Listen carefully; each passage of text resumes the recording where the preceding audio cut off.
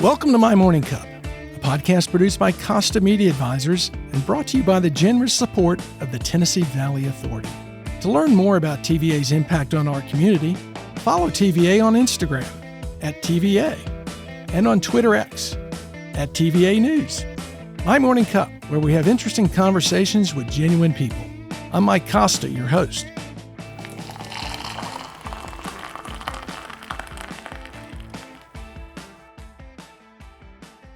My guest this week is Jeff Lyash, the president and CEO of the Tennessee Valley Authority. Jeff leads the nation's largest public utility in its mission of serving people of the Tennessee Valley to make life better. Jeff, welcome to My Morning Cup. Before I ask you to name all the notable Drexel University alums, let me ask, what's in your morning cup? I drink black coffee, usually 2 cups, sit on the porch, enjoy the cool weather, and read the newspaper.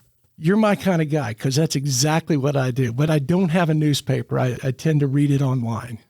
Yeah, I do quite a lot of online reading, but for me, there's something about having it in my hands and that tactile feel. Yeah, that's right. You know, I always felt that when the internet started to take business away from newspapers, that if they could find a way to develop a screen that folded up and unfolded like a newspaper, that you didn't have to print, that you could just have this thing loaded all the time and you had it in your hands, it would have saved them. Well, it sounds like an idea. Maybe it's not too late. Well, we are in the Business Development Center, so maybe that is a good idea. I can't tell you how excited I am to have you here and appreciate you taking time to come do this, and also the fact that Tennessee Valley Authority sponsors this podcast. Really appreciate that.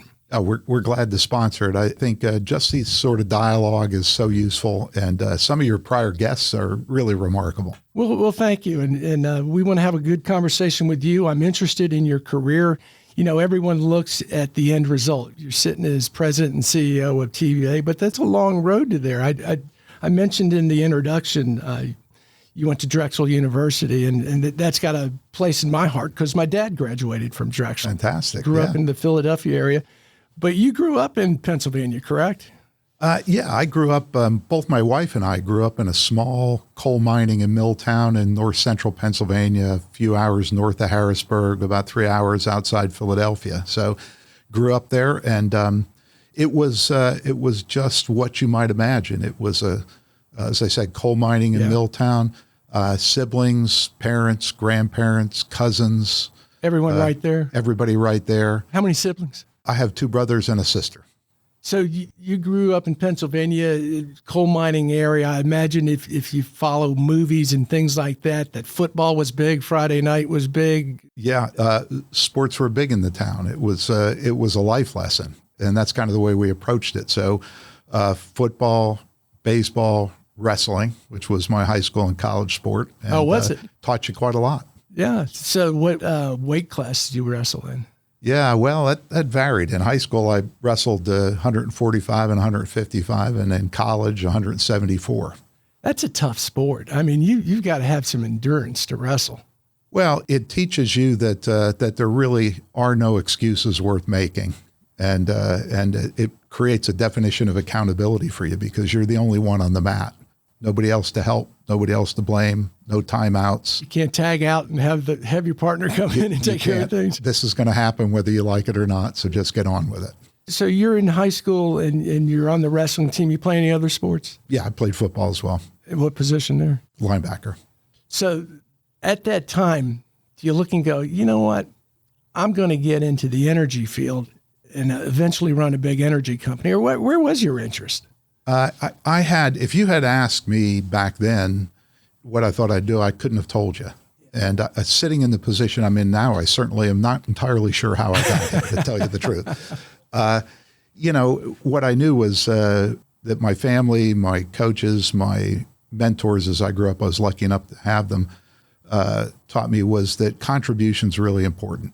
Yeah. That you should do something important. You should work hard at it, and you should make a contribution. And if you do that, things will generally work out for you. And it's a lesson that I learned quite early. It's more about giving than taking. It is. Yeah, that's right. And that notion's only been reinforced for me over the years. I try to look around and identify the biggest problem, the most important thing that has to happen, the biggest need in the community or in the business, and run toward that. And if you can focus on that and make a contribution, things will work out for you. What was the name of the town you grew up in? Shamokin. Shamokin. Yeah. I like that. Yeah, that's right. I would imagine that was a fairly tight-knit community and everyone knew everyone and you had that sense of community in there? Yeah, it was. Growing up, one of my grandfathers was a coal miner and the other was a lineman for the power company. And so very working class. We didn't have a lot of money, but we didn't realize it. Yeah. I know others have said that. For me, it's very true. I had everything I needed because I had people who challenged me, who set expectations for me, and who held me accountable. Did you work when you were in high school? I did. What kind of jobs? Well, my first job was passing newspapers. I picked up a paper route in the 5th grade. Oh, that's a great job. Yeah, and I kept it until I went to high school, and then I had 2 jobs. I worked weekends in a textile mill. Well, that's hard on work. and off as sort of a mechanic's assistant, and I also worked at a local grocery store, but not a chain grocery store. It was one of those little neighborhood grocery stores where I swept the floors and stocked the shelves and carried in the inventory and all that sort of thing. So what did that teach you at a young age? Well, it taught me the value of work. That if you want something, you need to work for it, and eventually, if you're persistent enough, determined enough, you can accomplish it. It was also a social thing. I mean, I had coworkers. We worked together to get things done. So it also taught me about teamwork. And I would imagine, particularly in the grocery, with people coming in, that contributed to the social also, more so than the textile mill, I'm sure. It sure did. You learn all these life lessons, how to deal with people. Yeah. How to deal with great people and how to deal with not so great people. Yeah, and that's probably one of the most important lessons to learn is how to deal with not so great people. Growing up at that time and what you were doing, did you have a favorite job? Was it the newspaper route since you started it so long? Or Yeah, well, I really enjoyed that because at the heart of it, you're running your own business. Yeah. Right. So, and in that little experience, you got to go around and collect your 90 cents a week, which is what it was for the newspaper back then. And you hope that they give you $1 and you keep the 10-cent tip. Yeah. And so you try to do a good job and you try to have good relationships with people, and you got to balance the books when the week is over. When you went to college, did you go to Drexel for wrestling, or how did you choose going to Philadelphia? I did. It was a combination of things. I was fortunate in high school to have a couple of really great mentors who saw that I had an aptitude for science and math and directed me toward engineering. Otherwise, I'm not sure that that's what I would have done, but I had an aptitude for it. They saw it and they helped me. Drexel appealed to me because I was, as I said, we didn't have a lot of money, so I needed academic and sports scholarships to go to college, and I got them at Drexel. And what I really loved about it, it was heavily engineering-oriented university. It's what I wanted to study. And at that institution, you work 6 months a year, and you go to school 6 months a year. And so that really appealed to me, that I could keep working even as I was learning. Someone who brought that up about TVA was Jacinda when we had her on, that she got her first exposure to TVA was the internship she did at Auburn. And that enabled her to not only learn, what she was studying, but connect with TVA when she graduated and became a lifer. I think it's a hallmark of really good educations where the education itself, embedded in it, illustrates for you how you're going to use this knowledge. And that's what internships and co-ops do. And that's why TVA focuses on providing those opportunities. It lets young people connect the theory that they're learning with the practical application in the real world. Yeah, and because most people learn more when they're actually doing it than reading it in a book. That's right. What was it like to go and I'll mispronounce the name of your town again, Shamokin? That's right. What was it like to go from Shamokin to Philadelphia? I mean, that had to be a little bit of a culture shock for you. It was tremendous. It was a huge culture shock. I remember my parents took me to move in my freshman year, and they had never been there. Wow. And so... And they lived in Pennsylvania. They did. they had never been to Drexel to the campus. And when they dropped me off, I'm not sure they wanted to let me stay. It was so different. But I was determined, and it was a big change for me, but it was a change I wanted. I think part of life is making sure you're a bit fearless about trying new things, going to new places, attempting something and not succeeding, and yet attempting it again. And so moving from a small town to a big city like Philadelphia was all part of it for me. Did you know anyone that was going to school with you at the time, or did you just go on your own? I had one high school classmate who also went there. That's pretty bold to leave a small town and basically venture out into the big world by yourself. Well, it's a big world. If you don't venture out, you're never going to see it. Great point. Question about Philadelphia. Best cheesesteak? Well, I kind of like Jim's on South, but everybody else likes Pat's on Passyunk. Yeah, and Pat's is a little more touristy, isn't it? It is. Yeah. So you graduate, what do you do? So it was a natural fit for me in the power industry. My career has been fascinating for me because 40 years fundamentally in the same business: engineering, construction, operation, power facilities around the world, different companies, but all that same theme. And, as I thought about my career early on, one of the things that occurred to me is that there's nothing more fundamental to life than energy. I just watched Pennsylvania Power and Light, which was my local utility company, and the influence they had on people's lives. And my grandfather is a lineman, and I saw the teamwork and the community that represented, and it just seemed like a great industry to go to work in. And so I did. Yeah, and really both your grandfathers, one being coal and one being a lineman, I mean, that's in your blood now. And boy, when I took my first job with Pennsylvania Power and Light, they were very proud. Very proud. Oh, I bet they were. I was the first person in my family to go to college. And so the fact that they had a grandson engineer going to work for the power company, I'm not sure they were busting out. Yeah, I couldn't imagine. So what were you doing when you went to work for Pennsylvania Power and Light? Yeah, well, my first job with them was at a 4-unit coal-fired power station, and that taught me a lot about safety, about teamwork, about caring for the people around you. And actually, it was from there that I went to work as a construction engineer building their nuclear power station, which was in Berwick, Pennsylvania. How old are you at this time? I was 19, 20 years old. Wow. Yeah. So that's a lot of responsibility on someone. I mean, that's a lot of responsibility on someone with a lot of experience. It's got to be. Was that overwhelming to you? It probably should have been. I wasn't smart enough to be overwhelmed at the time, I suppose. Sometimes there's an advantage to that, isn't there? Just not knowing what you don't know. Yeah, that's right. For me, it was just about learning all this technology, learning the discipline around this, and engaging with the people that know and knew at the time way better than I did. Yeah. And so I always had faith that I could make a contribution and others will help me. So you're going in not thinking, I've got to do this myself. You're going in saying, I've got a team and they're talented, they're smart. Yeah, and as I said, I'm going in looking, and it's been my attitude for my whole life. How am I going to make a contribution here? What can I bring to this that's positive? And as the young guy fresh out of college, what did you see as your contribution? To lead the team? No, I don't think I was that clear about it. Yeah. Right? I mean, I had some talent, a good engineer, good technically, work really well with people. And so, I think my role was just to jump in and help the team wherever the team needed help. Yeah. That's all Pennsylvania Power and Light? Yeah. And, one of the things I have to add here, just so you understand me, is my wife and I got married when we were 20 and 21.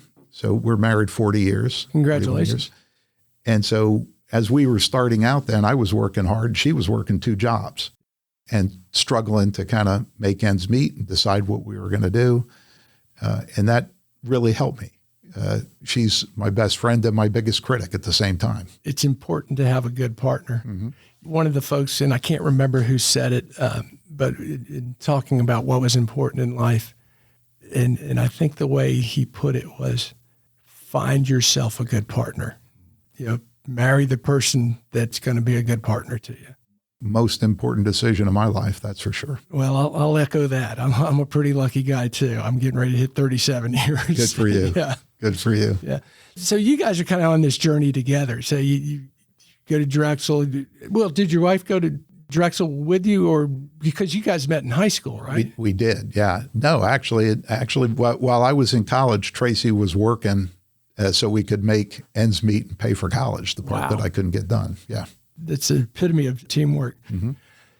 So what's next after Pennsylvania Power and Light? Because what I'd like to do is kind of trace how you got to where you are today, because you had to make a lot of moves to eventually get to TVA. Yeah. I entered this power business and then got into the nuclear business and construction. So I looked around and had an opportunity to go to work for the U.S. Nuclear Regulatory Commission, which is the government agency that regulates. And my thinking at the time was, hey, if I'm going to be in this business, I might as well learn as much as I can. And here's a way to learn about the regulatory process, a way to work at multiple stations across the industry, a way to engage not just in the technical work, but assessing how these organizations perform. That had to be helpful with relationships too. Mm-hmm. I would imagine getting in the NRC, because there's probably people that are there a long time. So through your career, I'm sure that had to come back and be beneficial. Oh, certainly. As a matter of fact, I still, when I'm in Washington, will often drop by the NRC and chat with the folks that are left that I worked with then. Wow. And it helped to give me a real broad perspective of what the nuclear industry looks like, what makes it work, and at the time, what was necessary for it to become the industry it needed to become. So when you got into nuclear, what was that, 70s, 80s? This would be early 80s. Early 80s, so 3 Mile Island's already happened. Nuclear obviously got a black eye through that, and Chernobyl and other things, but it's really the cleanest, most safe, efficient fuel there is. What was the industry like at that time, having to bounce back from that? That event, 3 Mile Island, was probably the most important lesson we learned about the nuclear industry in the U.S. You had this event that essentially, severely damaged a brand new operating unit, and there were no public consequences, but it was a wake-up call for the industry. And what it told us is we have to have higher standards. We have to have clear expectations. We have to have more deliberate teamwork. We have to train this workforce to be able to operate at the highest levels. Mm-hmm. And if we can do that, we'll never have that again. And we'll create an industry that I think ought to be emulated. And that's essentially what the whole nuclear industry did. I would imagine you took a lot of that yourself and put that through every stop along the way too, that attitude. Yeah, I can say those early years in the nuclear business taught me the importance of leadership, mm-hmm. and leadership engaging the entire workforce and working through a process of setting very high expectations, setting the standards and holding people accountable, not accountable in a negative way, right? Accountable in a very positive way. I expect you to perform, and I'm here to help you perform, and you're here to help me perform. And let's be honest about it, and let's get on with it.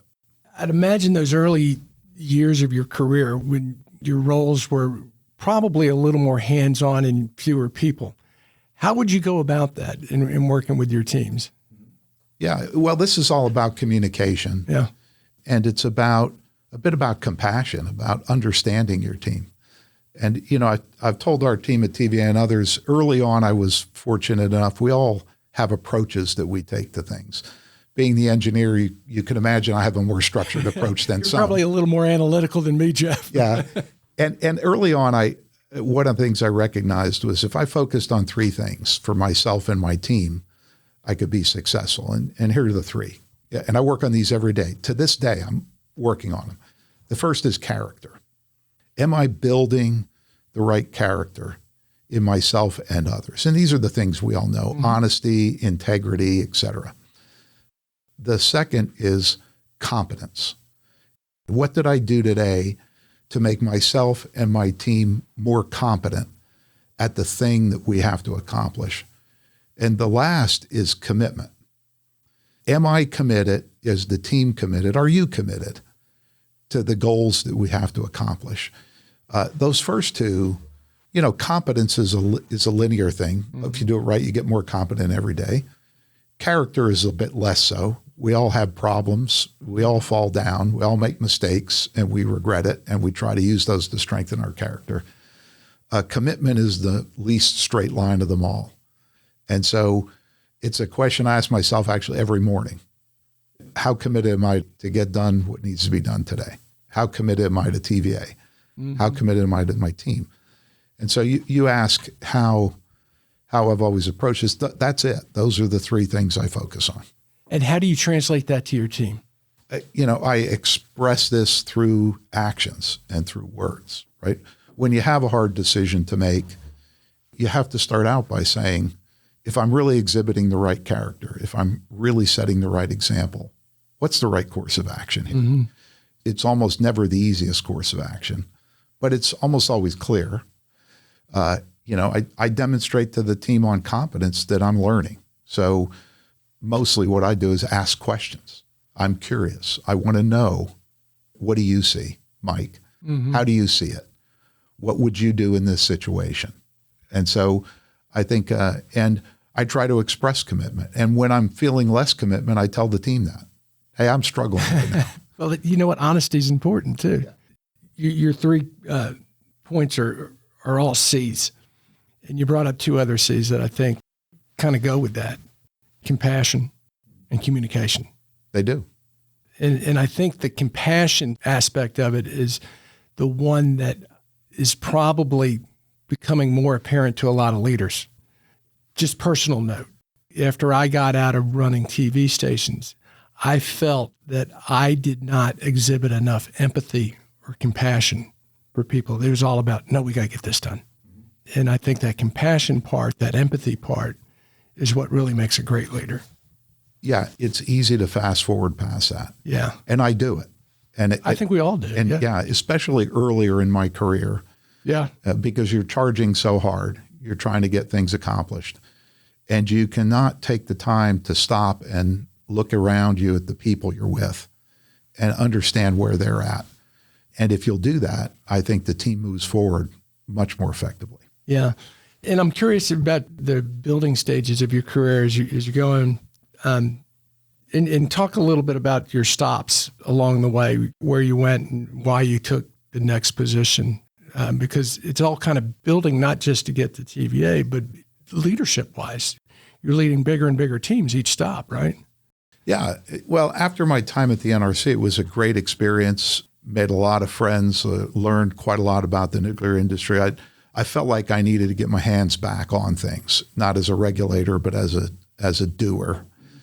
And so, I left the NRC and I went to work for Carolina Power and Light, and at first in the nuclear program. But I had a great 20-year career with Carolina Power and Light and its successors, Progress Energy, Duke Energy, and really had tremendous opportunity to learn the business. I was able to not only run nuclear, but move out of that and run the wires business, transmission and distribution.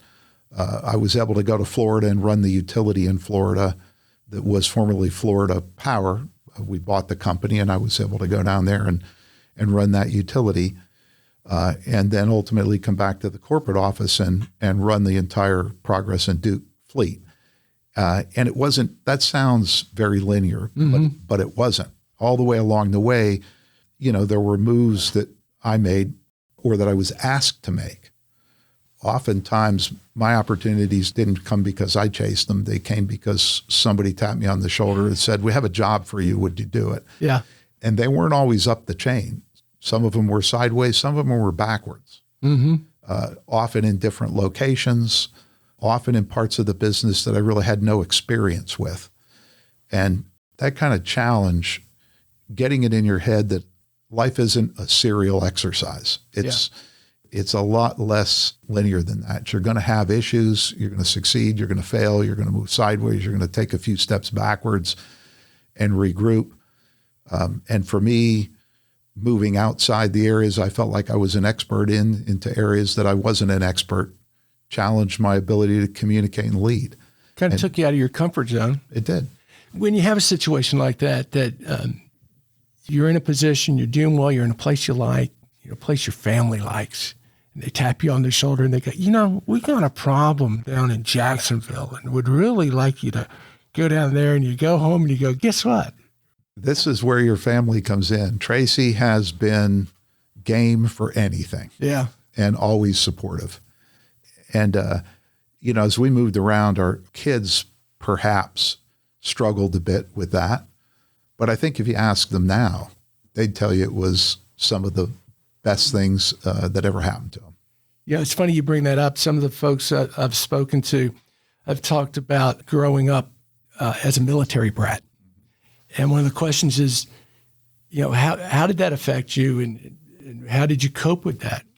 And I would say the majority of them say, in retrospect, it was the greatest thing, because I learned how to go out and meet people. I learned how to be the new person. I learned that I've got to take initiative and being able to put yourself in those uncomfortable positions. Mm-hmm. Yeah, I think that's what I've done during my career. And I think for my family, in the end, it's been really beneficial. Yeah, absolutely. So you're in Florida. Is Canada next? Yeah, well, I came back to North Carolina with the merger of Progress Energy and Duke, and ran the generating fleet for Duke, and then just decided that it was time to move on and try something else. And so before Canada, I made a stop for a few years running an engineering and construction company that built power plants around the world, which was another stretch for me because it was a business I knew, but it was on the other side of the table. Instead of being the owner, I'm the constructor. Right. And it had a big international aspect to it. So we built power plants around the world. So that took me to that had to be interesting. The Middle East and Vietnam and the Philippines and China, and on projects that we were constructing, and gave me a different view of what that industry looks like around the world. And the huge, you think culture makes a big difference in the U.S., and it does, but when you begin dealing with cultures around the world, you really understand how dramatic an impact culture has on business. Would you have to study the local culture to make sure there were no unintended faux pas or anything like that? We had individuals in each country we did business whose express purpose was to make sure the executive team understood the dimensions of the culture, what was important, and what were the traditions that you had to focus on. Yeah. One of the folks, the podcast hadn't been released yet, but a gentleman by the name of Christian Höferle is a German native. Met him when he's here in Chattanooga. He's done some work with Volkswagen, but he does cultural mastery and basically teaches that same thing to executives around the country and the world. Of if you're an expat going somewhere, here's some things you do and you don't do in Germany, and so forth. Yeah, it's fascinating to think about that. I just came back from Japan, where the Japanese nuclear industry asked me to come and talk to all the CEOs of their companies, and we had a bit of a discussion. And it's a cultural example. What I realized is our culture is so low context. The first question people ask is why? Yeah. Why do I need to do this? What's the context? And so we're constantly trying to build context to get people aligned. The Japanese culture, what we talked about, is very, very high context. So a lot goes unsaid. And so the weakness there is if you have a blind spot or you have a bias, it's often not exposed. And you can make mistakes. And so the long discussion we had is in the Japanese nuclear industry, one of the objectives needs to be to disassemble the context and get people questioning. And in the U.S., the objective is to build the context. So perhaps I question a little less. Interesting. In relation to doing all these things, you're getting back and you're getting your hands dirty, so to speak, running things, building plants.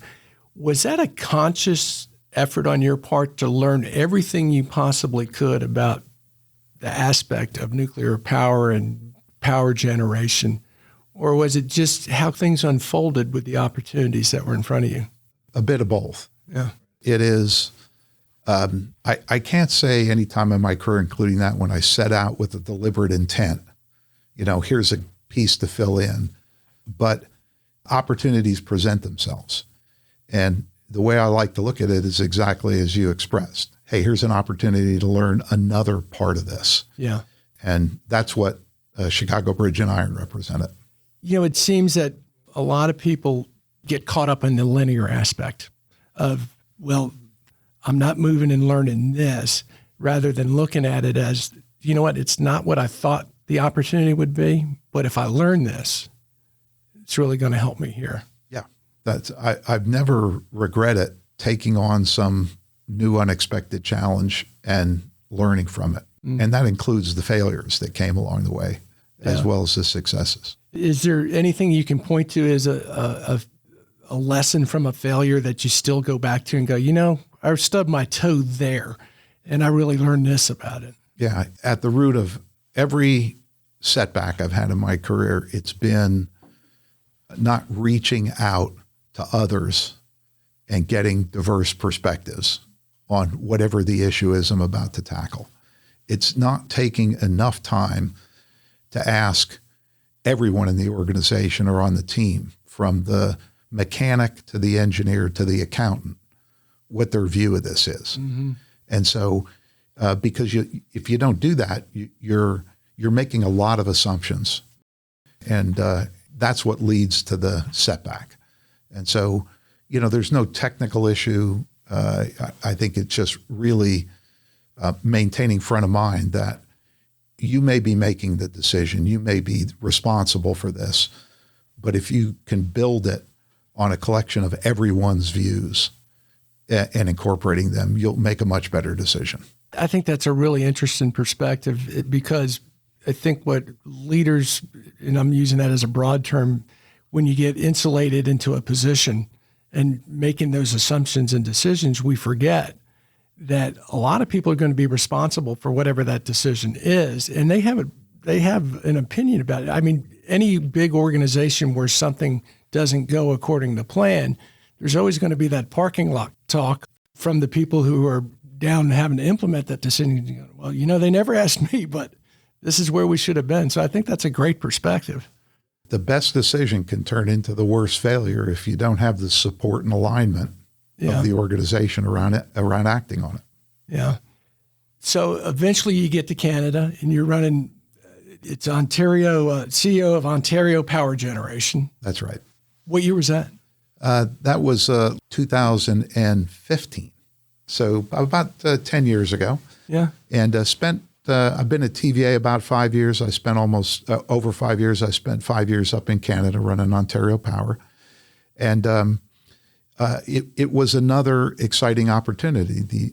The organization contacted me and said, hey, we need a few things, and we think you might be able to help us with it. And as always, I had a long discussion with them and talked about what is it you're trying to accomplish? What's important over this next period for Ontario Power and the team? And the decision for me is always, can I help you do that? And in this case, I thought I could, so I went and spent 5 years. Another fascinating experience. A different country, a different culture, a different approach to business. Maybe not so different, but still different. But still different. Yeah. And a few big challenges. And it was just an outstanding experience. The team up there was a fantastic group of people, incredibly competent, and really open to new approaches to how to be successful. As you're growing your career along the way, did you have mentors, or was it really just a scattering of people that you confided in, or one specific? I've never had a mentor. Mm-hmm. And I know that works for some people. It wasn't a conscious decision, but I can count dozens of people from my time in elementary and high school through university and through my career who I view as mentors. And they mentored a chapter. Mm-hmm. And they helped me see something that I didn't see, or learn something I needed to learn. And, I can cite a fellow named Bob Ravito, was a high school teacher who, when I was a freshman, came and literally grabbed me by the shirt collar and said, you're paying attention to all the wrong stuff. That's not where it's at. It's over here. And pointed me at math and science and said, you're in my class starting today. And that really turned me in the career direction I'm in. And so, that was a mentor of mine during my high school years. My first job with Pennsylvania Power and Light, I had a plant manager named Bob Dunn who taught me on day one that safety and people are important. Yeah. And you're going to pay attention to them and learn how to do both. So, I could just recount each. And so I've been fortunate that way. And they've left an indelible mark on you that you still bring that up today. And I like the way you put it. I've had a mentor for certain chapters of my life because I feel similar to you. I've never had one specific person that I go, every career move you call and go, okay, Charlie, now I'm doing this. What do you think? And, I try to keep this in mind. I wish I had done more of it earlier in my career, mentoring others, because it's the simple things, right? It's the pat on the back that reinforces the positive behavior that you need to do again. It's the willingness to have the critical conversation, have somebody look you in the eye and say, you're better than this, and this is what you need to do. It's those, mentoring can happen in 30 seconds if it's the right focus. Well, and it can also be because you say you wish you would have done more of it throughout your career, but you probably don't realize that there's a lot of people that consider you a mentor for those very things. There are. And it's actually one of the most satisfying things in my career now is those folks that I helped along the way often reach out to me. Yeah. And say, hey, do you remember when? That's a great feeling, isn't it? It really is. It's probably the most rewarding part of my career is to have somebody reach up and say, you remember 20 years ago we had this conversation? Well, I want to let you know it had an impact. That's big. That will move you. So you're in Canada, you're Ontario, TVA comes calling. Talk about that process, because TVA is a quasi-government agency or a full government agency. That's got to be a little bit different recruitment than, say, a private industry, or am I mistaken? Yeah, TVA is a unicorn, right? Yeah. It behaves, it's the third largest producer of electricity in the country, third largest nuclear fleet, probably the largest transmission system. And it runs like a Fortune 500 business. It's owned by the government, but other than that, it runs like a Fortune 500 business. And to be honest with you, if it hadn't been TVA and someone had approached me while I was at Ontario Power, I probably would still be at Ontario Power.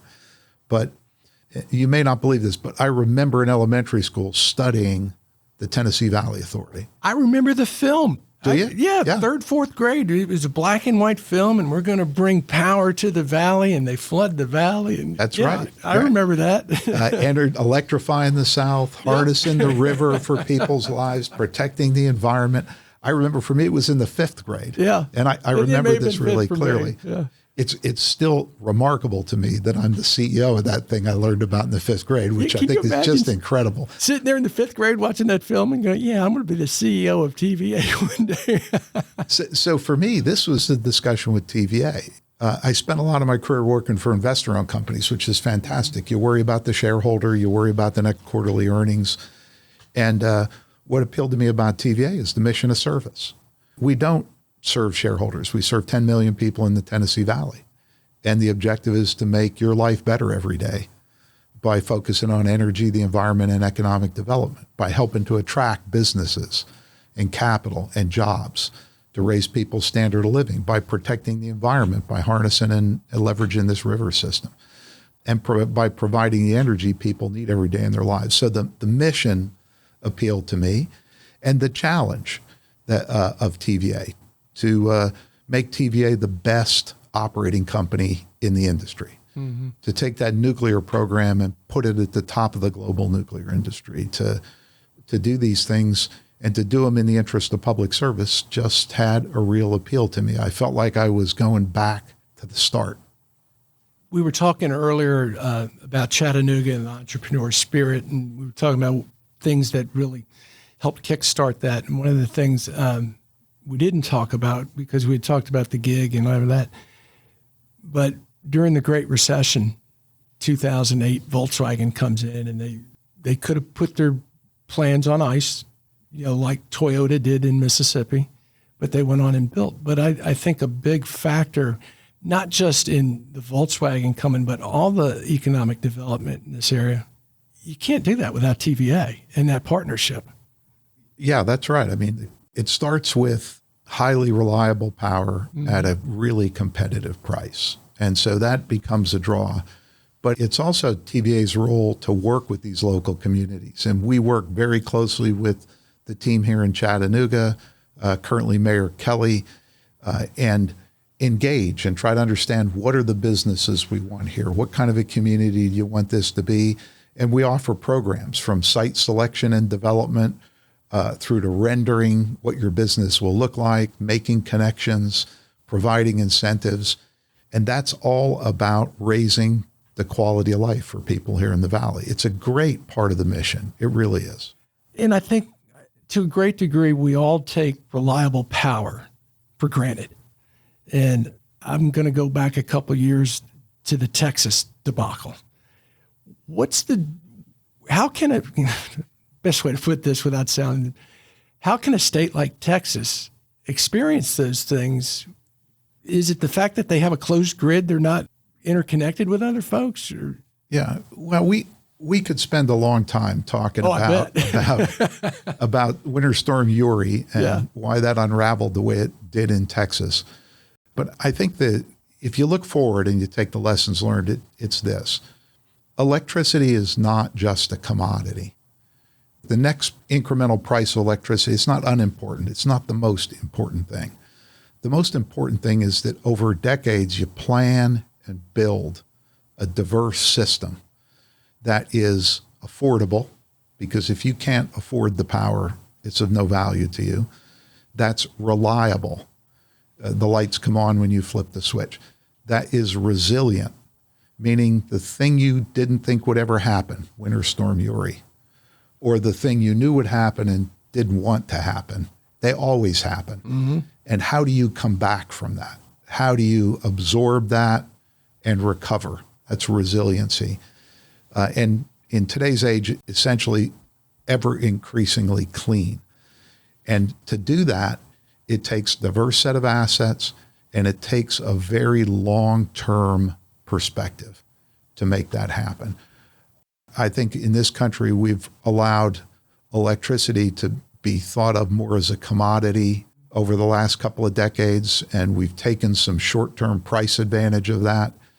And I think over the next couple of decades, we're going to have to get back to planning and investing for the long term in these systems. What is the mix of the future of the different energy sources, and what goes into that planning to really use those or benefit from those? Yeah, mix is the right word.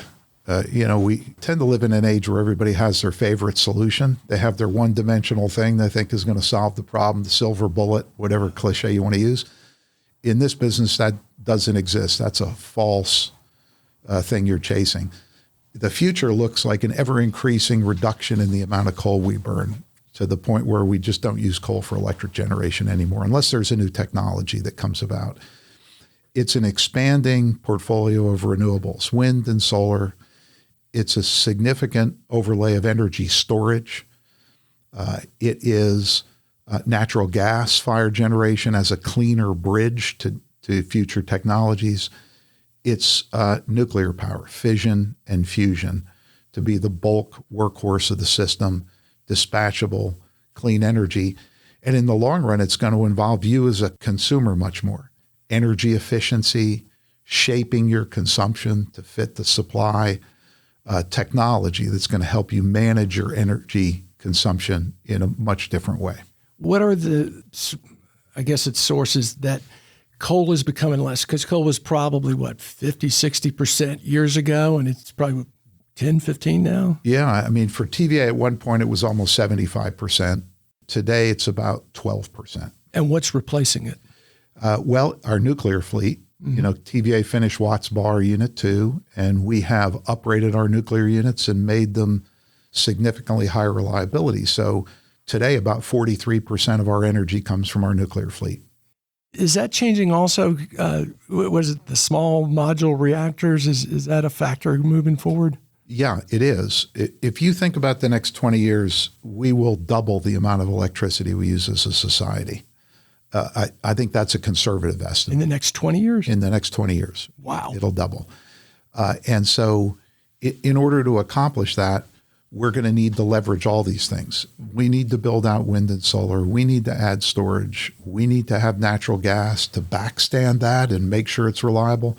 And we're going to need to build new nuclear in order to meet this energy need and keep it, as I said, affordable, reliable, resilient, and clean. Mm-hmm. I got a couple more questions for you, Jeff, because we're running a little long. What do you like most about what you're doing? I love the impact it has on people and communities. That's what I like the most. Yeah. I like the fact that TVA makes a difference in people's lives. And that's something my grandfathers would be proud of. That's what I like the most. A close second is working with this team of people. Yeah. I've never worked for an organization that has a more committed workforce. So those 3 tests I apply daily: character, competence, and commitment. This team passes that commitment test every single day. It's got to be rewarding. Mm-hmm. It is. So before I get to my last question, I do want to remind everyone who makes all this possible, and that is the Tennessee Valley Authority. I do want to thank you for being on my Morning Cup, and I will tell everyone to follow TVA on social media to learn more about its multifaceted mission of service, and visit TVA.com/do-good-here to explore exciting TVA career opportunities. All right, last question, Jeff. I ask everyone this and just give it a little thought. What would you tell your 25-year-old self is important for a happy life? That's a really important question. It probably has multiple answers, but if I had to pick one, it's take the time, even as you press to live your life and accomplish your dreams or make a difference, take the time to be there with the people around you, not just your family, but your coworkers, your friends, your community, and look every day for a way to help someone else. I always knew that, but I was way less practiced at it as a young man than I am today. And if I could turn back the clock, I'd put a lot more energy into that. Yeah, I would agree with you 100% on that. It's similar when you're younger and you're building your career, you almost don't have time for it, but you need to make time for it. You do. Because particularly as you get older, as I am now, you look back and go, you know what, I should have established a better connection there. That's exactly right. I think about the people I could have helped. Yeah. And I didn't. Great point. Well, this has been a tremendous conversation. I so much appreciate you coming in and talking today. Thank you. I really appreciate it. It's good to see you. Good to see you.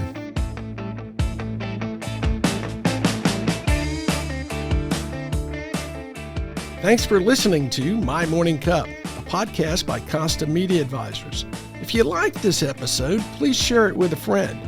I release a new episode each week, so be sure to subscribe on Spotify, Apple, Google, or wherever you listen to podcasts.